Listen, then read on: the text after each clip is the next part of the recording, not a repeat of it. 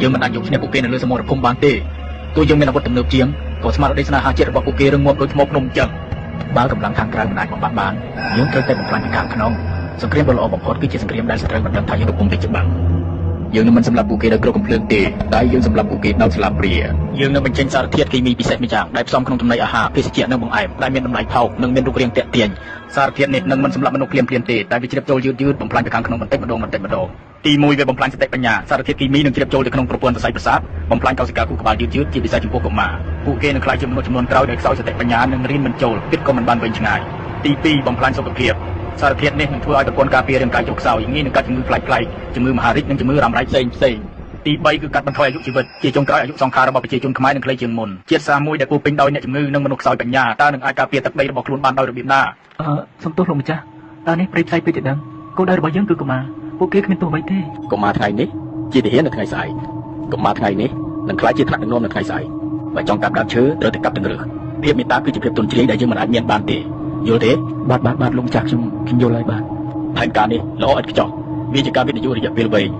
យើងមិនចាំបាច់ចំណាយគ្រប់កំភ្លើងសម្បីតែមួយគ្រាប់តែក្នុងរយៈពេល20ឆ្នាំទៀតពួកគេនឹងប្រគល់អនាគតប្រទេសជាតិរបស់គេឲ្យមកយើងដោយខ្លួនឯងចាប់ផ្ដើមអនុវត្តចុះលោករដ្ឋមន្ត្រីតែឥឡូវនេះប្រជាជនខ្មែរបានពេះការចុះប្រើផលិតផលរបស់យើងហើយតើយើងត្រូវធ្វើដំណេចទៅបាទមែនហើយលោករដ្ឋមន្ត្រីបន្ទាប់ពីមានចំនួនព្រំដែនលើកចុងក្រោយនេះពួកគេហាក់ដូចជាស្អប់យើងខ្លាំងណាស់អើយដែលបានប្រមាណខ្យល់ទេបើគេចេះឈឺចាប់យូរបន្លែទឹកដីរបស់គេមិនបានមកដល់យើងច្រើនដល់លើកដែរខ្មែរជាជាតិសាសន៍មួយដែលឆាប់ភ្លេចការតាំងចិត្តរបស់ពួកគេមិនខុសពីភ្លើងចម្បាំងនោះទេឯងចាំមើលចុះយ៉ាងច្រើន6ខែទៅ1ឆ្នាំនៅពេលដែលបញ្ហាព្រំដែនស្ងប់ស្ងាត់ទំនុំរបស់ពួកគេក៏រលាយដែរហើយពួកគេនឹងនឹកឃើញរសជាតិទំនិញរបស់យើងមិនខានពេលនោះហើយគឺជាឱកាសរបស់យើងនៅពេលនេះស្មារតីស្នេហាជាតិរបស់ប្រជាជនកម្ពុជាបានផុសផុលមិនថាតែនៅទីក្រុងឬនៅជនបទការធ្វើពីហិការជប់ប្រាទំនិញចោលឆ្លៀនទាននៅពេលនេះធ្វើឲ្យសេដ្ឋកិច្ចខ្មែរទោះឡើងគួរឲ្យមានមោទនភាពបំផុតម៉ាក់ទិញនំនេះឲ្យកូនមកហេអានោះបោះសៀនទៅកូនណានេះម៉ាក់អាយ៉ាគេចុះតម្លៃគួរសមនេះពងតក្រផងបងមើលបន្លែស្រស់សិនអីអានឹងយកមកពិសៀមបងបន្លែបោះសៀមស្រស់ដល់ហើយនេះឯងស្លឹងមើលអីគេហ្នឹងអើយគ្នារករបស់សៀមដកឃើញមានអញ្ចឹងអូនអើយរបស់សៀមស្អែកនាំចូលមកឲ្យអូនបងឲ្យបានថៃចូលស្តុកនៅបងមានអូនមានទៅមកពីម្សិលមិញនឹងឯងអូនអូយមានបន្ទប់តម្លៃពិសេសហើយមានរង្វាន់ទៀតណាអូនសូមអបអរលោកឧត្តមសេនីយ៍ពេលនេះខ្ញុំទទួលដំណឹងថាប្រជាជនខ្មែរកំពុងតែបាក់ទឹកបាក់ដីមកប្រាប់រដ្ឋបាលយើងវិញហើយចាការព្យាករណ៍របស់លោកឧត្តមសេនីយ៍ពិតជាមិនខុសមែនលោកឧត្តមសេនីយ៍បាននិយាយថា6ខែទៅ1ឆ្នាំឥឡូវមិនទាន់ដល់ផងគ្រាន់តែបញ្ហាព្រំដែនស្ងប់តែបន្តិចសោះពួកគេក៏ត្រឡប់មកវិញនេះគឺជាដំណឹងដែលគួរឲ្យរីករាយណាស់ចាំមើលតែ20ឆ្នាំទៀតយើងនឹងសើចឲ្យយះមាត់តែម្ដងទៅប្រហែលជាមិនដល់20ឆ្នាំទៀតដឹងលោកប្រធានព្រោះថាអាជីវករខ្មែរមួយចំនួនឃើញអូយខំប្រឹងល្បិចគ្រប់យ៉ាងដើម្បីបានតំណែងយើងយកទៅលោករឿងនេះគេមិនអាចបន្ទោសយើងបានទេពីព្រោះតែគេលឹងងងដោយខ្លួនឯងចុះវាមិនអាចរួចទេអត្រាកម្លាំងមានបញ្ហាក្នុងការរៀនសូត្រនិងអត្រាអ្នកកើតជំងឺមហារីកឡើងកើនឡើងខុសប្រក្រតីជាពិសេសនៅតាមបណ្ដាខេត្តជាប់ព្រំដែនវាដូចជាមិនសមហេតុផលទៅសោះនេះវឌ្ឍនាអមយាយក្មួយឮសូរថាអត់ស្រួលខ្លួនទេមិនដឹងទេបងអើយមួយរយៈនេះវាភ្លេចភ្លាំងច្រើនណាស់រៀនក៏មិនសូវចាំដូចមុនគ្រូនៅសាលាក៏ល្អូនវាដែរចុះអាការៈរបស់វឌ្ឍនាយ៉ាងម៉េចដែរបងវាដូចជាផ្លែកអូនផ្លឹកហៅ10ម៉ាត់អត់ចង់លឺទេណាចុះនំកញ្ចប់នេះបងឲ្យវឌ្ឍនាញ៉ាំពីងកាលដែរបងឥឡូវឬក៏យូរហើយទេនំនេះបងដូចជាឲ្យអូនញ៉ាំយូរដែរហើយវាកើតអីមែនអូនខ្ញុំគិតថាលោកគ្រូពេទ្យវិចិត្រកំទិនអាចស្រាំស្លោពេករឿងក្មួយលោកគ្រូឈឺជួនកាលវាគ្រាន់តែជាជំងឺកាត់ឡើងទៅតាមរដូវកាលតែប៉ុណ្ណោះខ្ញុំនៅតែជឿជាក់ថាបញ្ហាខុសប្រក្រតីខាងលើនេះគឺបណ្ដាលមកពីចំណីអាហារដែលយើងនាំចូលមកនឹងឯងរឿងនេះមិនមែនជារឿងតូចតាចទេលោកវិចិត្រជួនកាលវាអាចធ្វើឲ្យប៉ះពាល់ទំនាក់ទំនងការទូតជាថ្មីក៏ថាបានដែរណាខ្ញុំដឹងលោកប្រធានក៏ប៉ុន្តែនេះគឺជាអាយុជីវិតរបស់ប្រជាជននិងជាអនាគតរបស់កូនចៅយើងចំនួនក្រោយលោកប្រធានឥឡូវចេះលោកទៅរកផតតាំងឲ្យបានសិនមកណាទៅរកផតតាំងឲ្យបានសិនមកហើយចាំមកជួបខ្ញុំ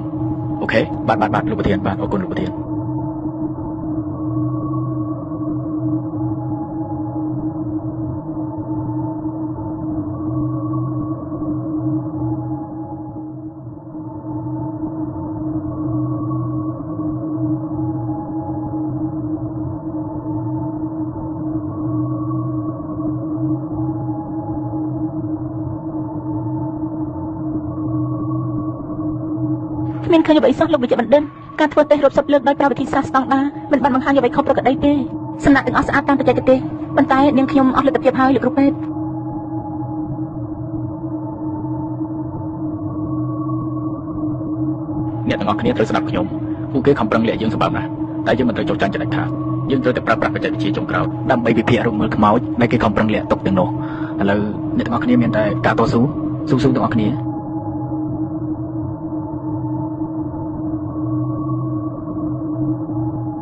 អ្នកទាំងអស់គ្នានេះហើយគឺជាអាវុធជីវសាស្ត្រដែលកំពុងតែសង្ងំលាក់ខ្លួនបំផ្លាញអាយុជីវិតរបស់ប្រជាជនយើងណាព្រះអើយវាគួរខ្លាចណាស់សារធាតុនេះមិនមាននៅក្នុងបញ្ជីសារធាតុគីមីសកលទេរចនាសម្ព័ន្ធម៉ូលេគុលរបស់វាត្រូវបានរចនាឡើងយ៉ាងប៉ិនប្រសប់ពួកយើងទាំងអស់គ្នារៀបចំឯកសារដើម្បីបញ្ជូនទៅថ្នាក់លើនេះមិនត្រឹមតែជាបញ្ហាសុខភាពសាធារណៈធម្មតាទេ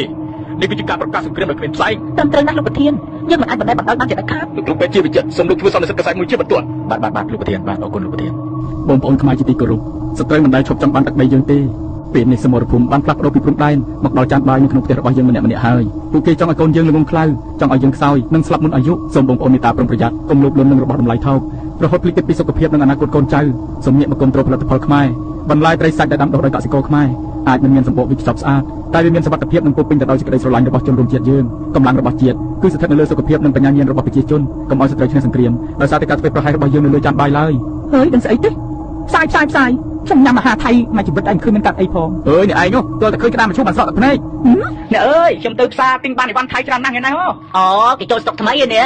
អើយនិយាយទៅយើងមិនដឹងជាមនសិការស្អីទេមកសង្គ្រាមគេចប់ទៅហើយដែរមែនហើយអើយតែយើងធ្វើល្អគេក៏ល្អនឹងយើងវិញដែរហើយគិតយ៉ាងម៉េចទេប្រជាជនខ្មែរយើងឥឡូវអត់គិតពីវិរៈកងទ័ពជួបមកដល់ខំពាក់លីជីវិតដើម្បីការពារជាតិមាតុភូមិសោះអើយអ្នកអើយចឹងបានគេថាគេឌីលយើងវាមិនខុសមែនណាអ្នកយើងនេះវាដូចភ្លើងចម្បាំងមែនហ្នឹងណាឆ្ងាញ់ណាស់របស់គេហើយថ្ងៃនេះដាច់មកអត់មានមកគ្រប់សោះព្រោះតែម្នាក់គុំត្រូវតែរបស់ចៅមកអ្នកអើយទៅវិញទៅណារោងចក្រយើងបាត់ហើយមែនហើយតោះទៅវិញទៅទោះបីជាយើងនៅក្នុងរោងចក្រយើងមិនបានបើកវិញដែរ The number of infected people has increased significantly. តែនៅđâyឡើងផងដែរគិតយ៉ាងណាទេ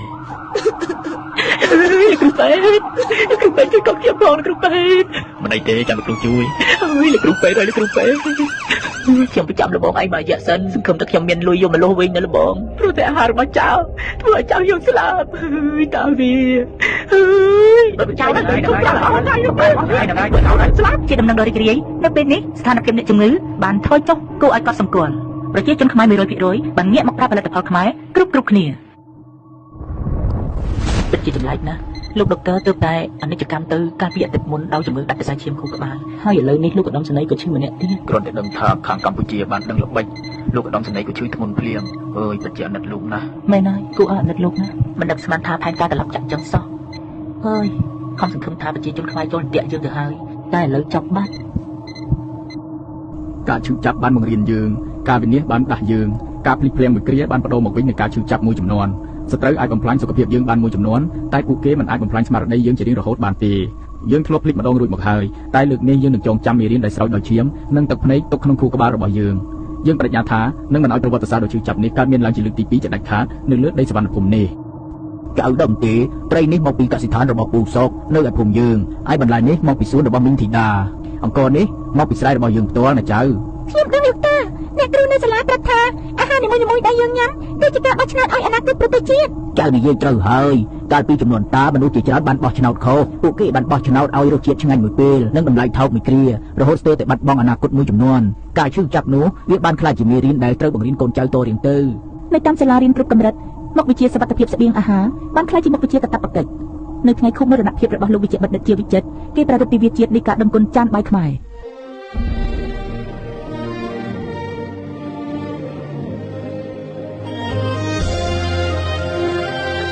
រឿងរ៉ាវនៃសង្គ្រាមត្រជាក់លើចានបាយមិនមែនគ្រាន់តែជាប្រវត្តិសាស្ត្រនៅក្នុងសៀវភៅទេតែវាបានក្លាយជាផ្នែកមួយនៃឈាមជ័ររបស់ខ្មែរចំនួនថ្មីពួកគេយល់យ៉ាងច្បាស់ថាការការពារព្រំដែនពិតប្រាកដគឺចាប់ផ្ដើមពីចានបាយនៅក្នុងផ្ទះរបស់ពួកគេម្នាក់ៗកាត់ថ្មចំណាំកូនខ្មែរត្រូវចាំឈប់គុំចូលចោលរាប់រយឆ្នាំហើយគេមិនថយក្រោយលើកទ័ពចូលមកឲ្យយើងតិចទីវីរៈជំពាក់លីប្រទេសជាតិវឹកវរនេះដែលកុហកគេថាយើងនេះទេអ្នកធ្វើព្រៀងកោសំដែងគូលអបសបផ្សាយបន្តឲ្យគេអាណិតតែបនមិនជួយដូចឲ្យសំពុតបំហាញការពិត